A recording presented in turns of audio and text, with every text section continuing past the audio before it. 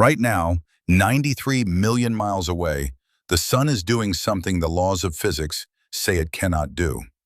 By the strict classical rules, the physics of Newton, the physics of everyday cause and effect, the core of the sun is far too cold to burn. The fire that lights our sky, grows our food, and made every living thing possible should not exist. It burns anyway, and the only reason it does is that particles, down at the smallest scale, are able to walk through walls they have no right to cross. Sunlight is the proof. Let me show you why the sun should be dark. The sun runs on nuclear fusion. It slams hydrogen nuclei, protons, together hard enough to fuse them into helium, releasing energy. Simple enough. Except protons carry positive electric charge, and like charges repel. The closer two protons get, the harder they shove each other apart. To fuse, they have to get ridiculously close, within about a femtometer, a millionth of a billionth of a meter, close enough for the strong nuclear force to grab them. But to get that close against their own furious repulsion, they need to overcome an enormous energy barrier. Physicists call it the Coulomb barrier. Picture it as a steep hill each proton has to climb before it can fall into the other's arms. So how much energy do the protons in the sun's core actually have? The core sits at about 15 million degrees. That sounds like plenty. It isn't. At that temperature, a typical proton carries roughly 1,000 times too little energy to climb the Coulomb barrier. Not a little short, off by a factor of 1,000. Let me make the failure precise because the number is genuinely staggering. If you assume classical physics, protons as tiny balls that must climb over the barrier, and you calculate the odds that two protons in the sun's core ever get close enough to fuse, you get a probability of about 1 in 10 to the 290th power. Take a breath at that number, 10 to the 290th. There are only about 10 to the 80th atoms in the entire observable universe. The odds against solar fusion, classically, are more lopsided than picking one specific atom out of a universe of universes. It is not unlikely, it is zero in every practical sense. By classical physics, the sun has no business fusing a single pair of protons. It should be a cold, dark ball of gas. And yet you can walk outside and feel it on your skin. So the classical story is simply provably wrong. Something else is happening.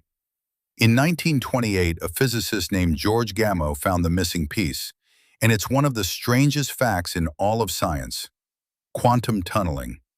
In quantum mechanics, a particle isn't a hard little ball sitting at one spot. It's a smeared-out wave of probability. And that wave doesn't stop dead at a barrier. It leaks into it, and a faint tail of it seeps out the other side, which means there is always a small, real chance of finding the particle on the far side of a wall it never had the energy to climb over. It didn't go over the barrier. It didn't smash through it. It simply appeared on the other side, as if the wall were, for that one particle, briefly optional. That's tunneling. In the sun's core, protons that could never climb the Coulomb barrier tunnel straight through it. The probability for any single pair is still tiny, but the sun's core has an almost unimaginable number of protons, colliding constantly for billions of years. And a tiny chance, multiplied by a staggering number of tries, becomes a steady, roaring fire. Here's the beautiful part. Tunneling doesn't make fusion easy, it makes it just barely possible.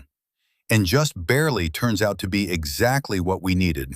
Because fusion in the sun is so rare, so reluctant, so dependent on an improbable quantum leak, the sun burns slowly, agonizingly slowly. It sips its hydrogen over 10 billion years instead of detonating all at once. If tunneling made fusion easy, the sun would have flared and died long before Earth cooled, long before life had a chance.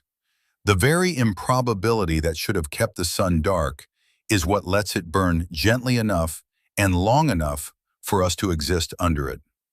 Every photon of sunlight began as two protons that, by the rules you were taught, never should have met, meeting anyway, by passing through a wall. So the next time you step into the sun and feel that warmth land on your face, hold this in your mind. What you are feeling is the heat of the impossible. By the physics of the ordinary world, the sun cannot shine. The protons in its heart do not have the energy to overcome their own repulsion. The odds against it are 1 in 10 to the 290th. The sun shines only because, at the quantum scale, particles routinely do the forbidden thing and slip through barriers they cannot cross. Sunlight is not just light. It is direct, daily, planet-warming evidence that the impossible happens. Trillions upon trillions of times a second, in a furnace 93 million miles away.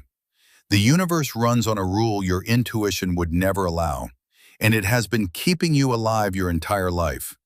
That's the kind of thing hiding behind the most ordinary sight there is, a sunny day, which is exactly why it's worth looking at the fine print.